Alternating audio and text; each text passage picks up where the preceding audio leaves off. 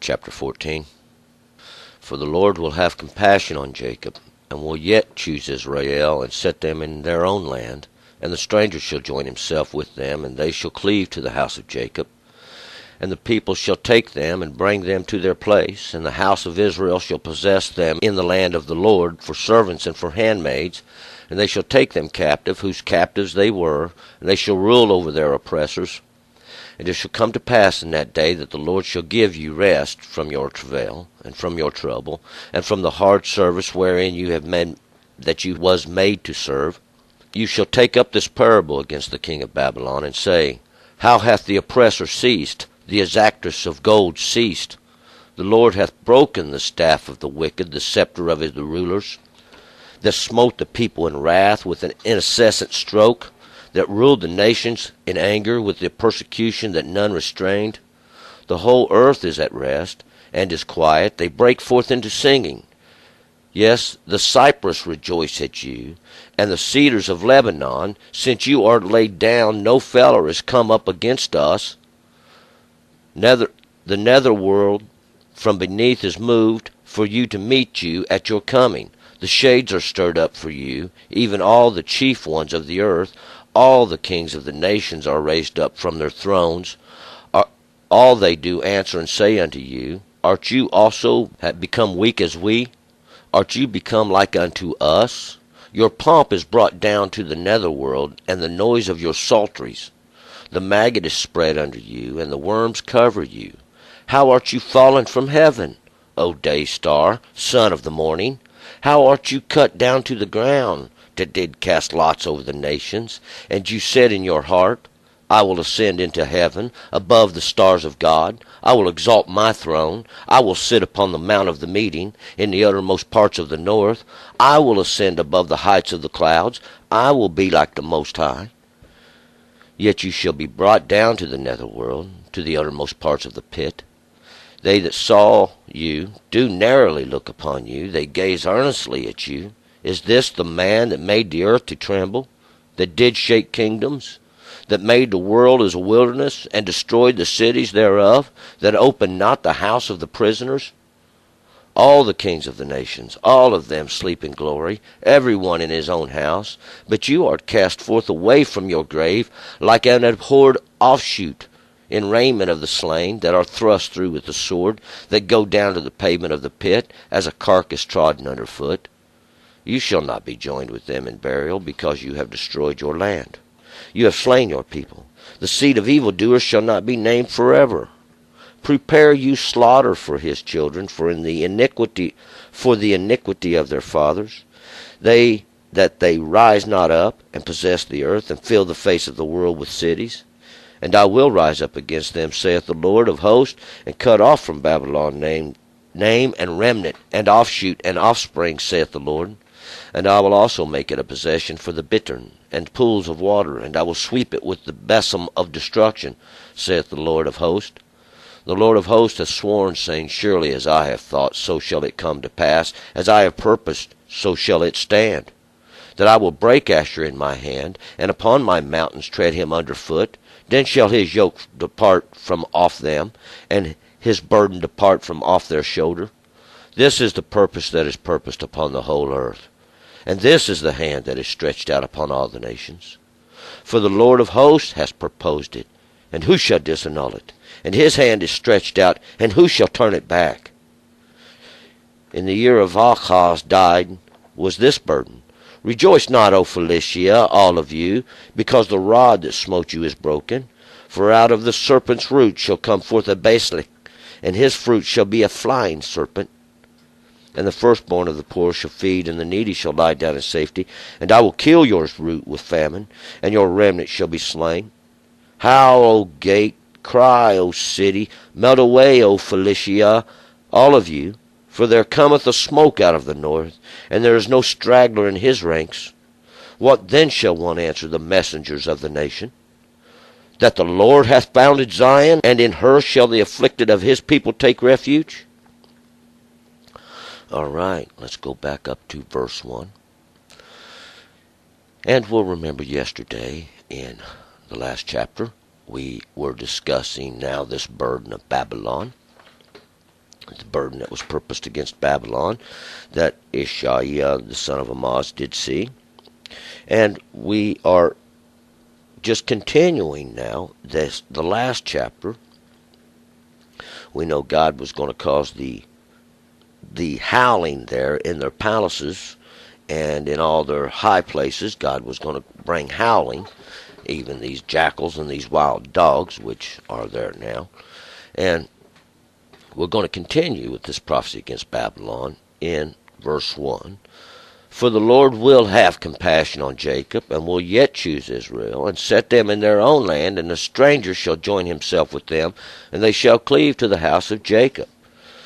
Now, for yet, God is going to do this. God is going to have compassion on Jacob, because from the beginning, this was going to be the great sign. God is going to redeem Jacob, and this is going to be another great example even of the end time, when God does redeem his servant, the one he sent to do his work in the earth in the first place. And the stranger shall join himself to them, and they shall cleave to the house of Jacob, because there will be many, and we will find in that day, that will cleave to the house of Jacob. And this is to believe in the God of Jacob, for he has shown himself magnificent in all the earth, through his marvelous work that he has done. Verse 2, and the people shall take them, and bring them to their place, and the house of Israel shall possess them in the land of the Lord for their servants and for handmaids. And they shall take them captive, whose captives they were, and they shall rule over their oppressors. And this is a day of deliverance. This is the day where the captivity has been turned around. They take them now, those who held them captive, and return them in their own land and to their own place, their heritage, now where the Lord did give them, and they possess it. For see, God gave them the law, and the law was to come to the world through them. Of course, they didn't obey the law. They didn't set the proper example, and God punished them. But now God has transferred this. It was his plan from the beginning. And we're going to find out, see, God's going to make an example now in their captivity of the captive. And this is how they are delivered, even by their captives, and returned. And those that were held them captive now have become theirs. 3, and it shall come to pass in that day that the Lord shall give you rest from your travail, and from your trouble, and from the hard service wherein you have been made to serve. Because God has caused them to serve, and for a long time he has caused them to serve mightily. And it will come to pass that the Lord will give them rest, because it was said that 6 days shalt you do your work, and in the 7th day you shall rest.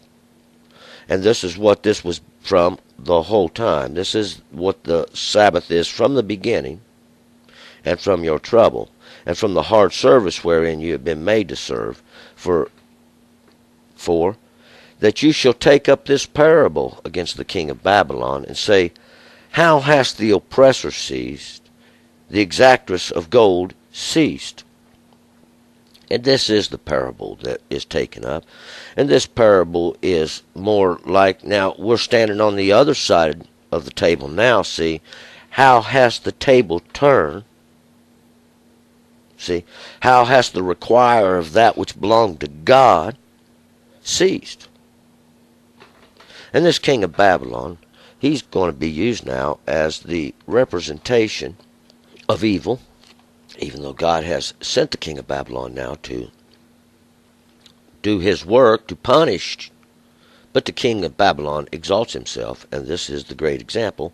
And we find this was what happened to Gideon. He made himself an ephod. It's always the case. 5, for the Lord has broken the staff of the wicked, and the scepter of the rulers. And this is their scepter. This is their staff, that which they rule with, idolatry. This man-made image which they set up over the people. We're going to find this story what the king of Babylon done in Daniel. And they require now, and they take from the people, and they use this as authority to exact gold, and we find that to tax the people. This was what broke the kingdom in the first place between Rehoboam and Jeroboam. Taxation, burden upon the people. 6, that smote the people in wrath with an incessant stroke, that ruled the nations in anger with a persecution that none restrained. And they exacted and they purposed against anything they wanted. They used their authority to rule now, even in darkness, without understanding, do they? Letting the people sin, causing the people to sin, making right wrong and wrong right. They err greatly. And they do smite the people with an incessant stroke. And this incessant is without end. Continually smiting, continually with a stroke. 7, the whole earth is at rest and is quiet. They break forth into singing. And suddenly now, when this ceases, the whole earth will be at rest and is quiet. And they will break forth into singing. Why? Because the king of Babylon is brought down. See, the mighty king of Babylon is brought down. And we're going to find in the end that the city has been set on fire.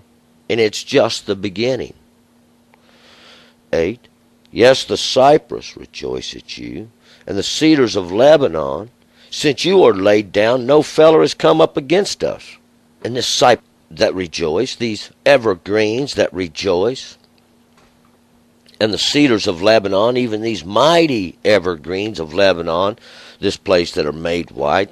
But they used these in their rituals then. They used these evergreen trees. They would cut them down and put them up, and they still do today. This is never going to end until we understand the true cause thereof. And even they will rejoice. 9, the netherworld hath from beneath is moved for you to meet you at your coming. The shades are stirred up for you. Even all the chief ones of the earth, all the kings of nations are raised up from their thrones. And this netherworld, this world of the flesh, even this lower world, hell itself, from beneath is moved for you to meet you at your coming. They've come to greet you, and the shades are stirred up for you. These shades are those in the shadows, these that stand in the shadow of this idol, this pillar even, that God said, do not stand up.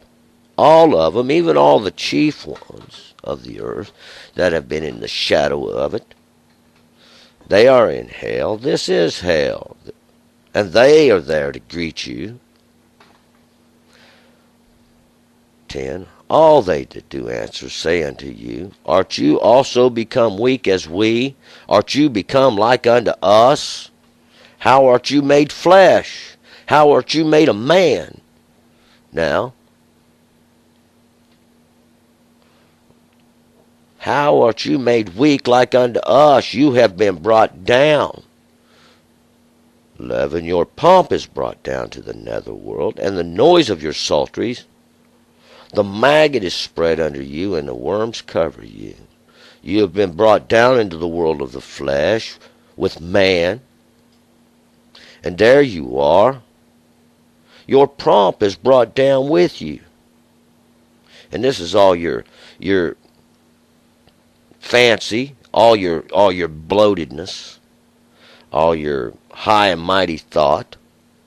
See, it is brought with you, and the maggot is spread under you. And the worms cover you. Your place is prepared. You've come to your end.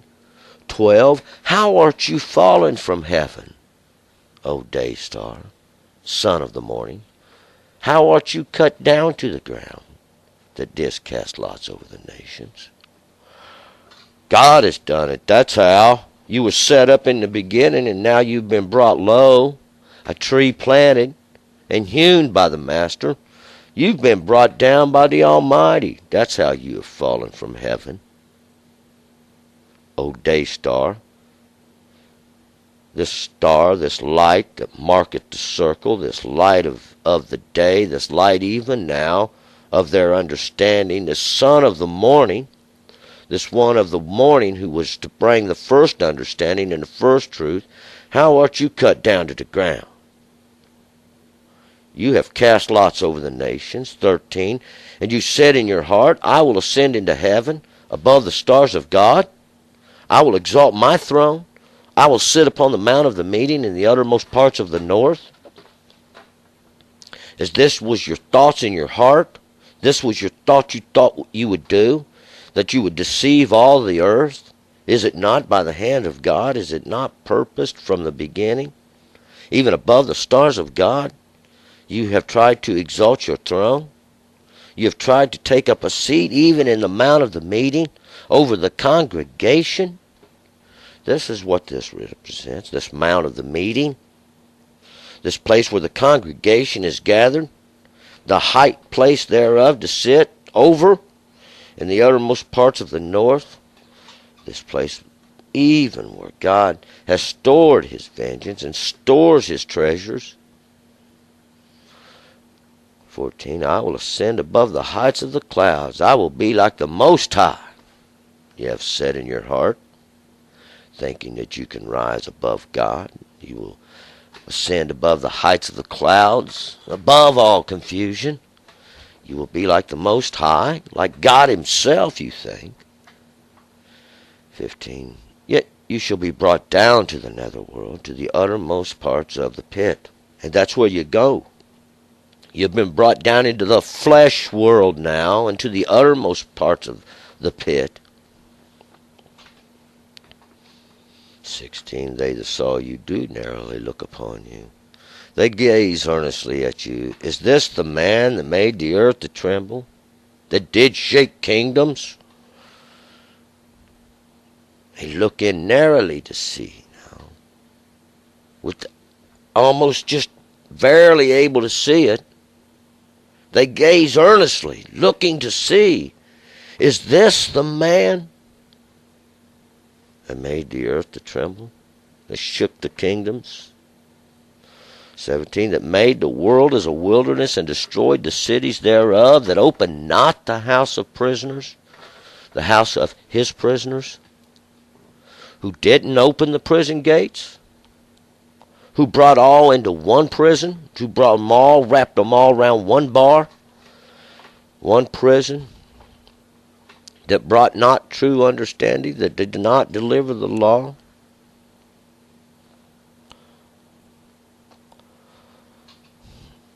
All the kings of the nations, all of them sleep in glory, every one in his own house. And all the kings, they have their grave, and they have their sepulchre, and they have their tomb.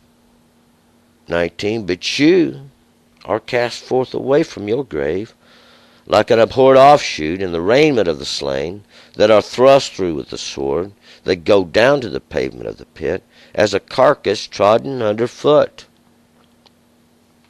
Into the field art you cast, into the open field, out of the grave, not found in the grave, in the raiment of the slain, in the clothing even of those that are thrust through with the sword, or with the word of God in the end, that go down to the pavement of the pit. And this pavement is the bottom, the hard rock bottom of the pit, as a carcass trodden under foot, like the multitude have trampled you, mixing and stirring as they go.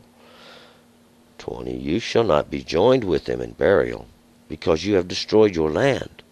You have slain your people. The seed of the evildoers shall not be named forever. And joined to them in burial, you shall not be found. This is already said. You shall not be found there, buried among them, because you have destroyed your land. You have slain your people. You have done this against your own house. And the seed of evildoers shall not be named forever. And we will find this is the judgment. God has brought judgment because of idolatry. 21. Prepare you slaughter for his children, for the iniquity of their fathers, that they rise not up, and possess the earth, and fill the face of the world with cities. God's going to cut them off. God's taken them out. The slaughter of his children for the iniquity of their fathers. We would find now that a child shall not die for what his father has done. And we're going to find this written. The intent of this is not that we should, this thing, it's not going to happen again, see, because they are cut off, even his seed, and these children, not true children, but this that is born from an understanding of harlotry, that where a man has went into an idol, and this understanding is born from it. This is the children we're talking about. 22, and I will rise up against them, saith the Lord of hosts, and cut off from Babylon name and remnant and offshoot and offspring, saith the Lord. This is what happens in the end. God raises up, God comes, truth and understanding, because they've come to the parched place once again, whereas they've tried to make their image God himself, to set something up once again between you and your Lord, between you and God Almighty, to cause a shade, and sin prospers. 23, I will also make it a possession for the bittern and pools of water, and I will sweep it with the broom of destruction, saith the Lord of hosts. And this is what God's going to do. It's going to be a place of possession for the bittern or the hedgehog, this one who has a way of rolling up in protection, and pools of water, little places to drink there. And he will sweep it with the broom of destruction. And this broom of destruction is the broom that destroys. See? For that's what God has done. And they look and they say, well, there's nothing destroyed. Happiness and pleasantry. And they have no understanding, see, how God has destroyed before their eyes. They think it's progress. They think it's just the price you have to pay for everything. And they have no understanding. They fall down to an image, and they worship that which is not God. And we'll find what the nations do. It's already written. It's prophesied. 24, the Lord of hosts has sworn, saying, surely as I have thought, so shall it come to pass. As I have purposed, so shall it stand. See, God has sworn this, saying, surely he has thought it, surely I have thought, and so shall it come to pass. And as I have purposed, so shall it stand. 25, that I will break Asher in my hand, and upon my mountains tread him under foot. Then shall his yoke depart off them, and his burden depart off their shoulder. Asher, this step, this altar they've made, God's going to break it, see. God has raised up his own example in the end, told us of it from the beginning now, brought it to pass. They didn't consider the end of things. It's for this reason it was done. Then shall his yoke depart off them. God is going to break this off his shoulders. 26, this is the purpose that is purposed upon the whole earth. And this is the hand that is stretched out upon all the nations. This is what has been purposed. This is the reason for the example from the beginning, that God can break it, that God can destroy it. He's going to show you, I raised it up, I used it as destruction, and then I broke it. He is God. He does whatever he wants. And he purposed it. 27, for the Lord of hosts has purposed, and who shall disannul it? And his hand is stretched out, and who shall turn it back? This is of God. You're man. You think you can turn back what God has done? He purposed it from the beginning, declared it from the beginning, showed you from the beginning, declaring you even the end of things. And you had no understanding. Still do not. Refuse it. Cry against it in vain. All right, that kind of finishes up this little section on Babylon. But we're not done with the chapter, see, because these burdens now that Ishaiah is laying out ain't going to end here now with this thing that Babylon has to carry. We're going to find out he's going to continue in these burdens that he sees. The burden of Philistia here next, this burden of Moab, the burden of Egypt, this burden of Babylon, which we probably could have saved till the end, but it's here in the beginning now. We're going to see that it was in the year that King Ahaz died that this burden, and this is the year that Ahaz, and we remember Ahaz, he's the one that God's taken hold of. He's the one that got God come up out of his seat, and he's taken hold of him like a child for correction. 29. Rejoice not, O Philistia, all of you, because the rod that smote you is broken. For out of the serpent's root shall come forth a basilisk, and of his fruit shall be a flying serpent. And this rejoice not. Don't be happy about this, O Philistia. Philistia, this is the high place even of the Philistines. Those are those that drifted from God, and now we're talking about all those that have set themselves in the great city of the Philistines even, Philistia, because what this represents are all those, the king's seed and all their religious order that they had established there for the drifters. Don't you rejoice about this now? For out of the serpent's root shall come forth the poisonous viper, and his fruit shall be a flying serpent. Then we remember these flying serpents, even these fiery flying serpents. 30. And the firstborn of the poor shall feed, and the needy shall lie down in safety. And I will kill your root with famine, and your remnant shall be slain. And this is the true purpose that God has purposed, even on these high ones, these ones that have exalted themselves over the drifters, who've taken charge now, who just exact and make themselves fat off that. Don't you rejoice about this, see? Because God's going to feed the poor. God's going to feed those that witnessed his greatness in the first place. And he's going to cause those that have wanted to lie down in security. But you? No. He's going to kill your root with famine, starve you out, and your remnant he will slay. 31. Howl, O gate, and cry, O city, melt away, O Philistia, all of you. For there cometh a smoke out of the north, and there's no straggler in his ranks. And howl now, you gate, where you sit there in judgment. Cry, O you city, that you think you've set yourself up a guard now. Melt away, O Philistia, those that have exalted themselves over the Philistines, over these ones that are uncircumcised in truth, that have no understanding now of the true law of God. For it goes untaught, that you make yourselves not known. There comes a smoke out of the north. See, the north, this is where God keeps his wrath. This is where God stores his judgment, his darkness, and his gloom, and his disease. These are his weapons of war.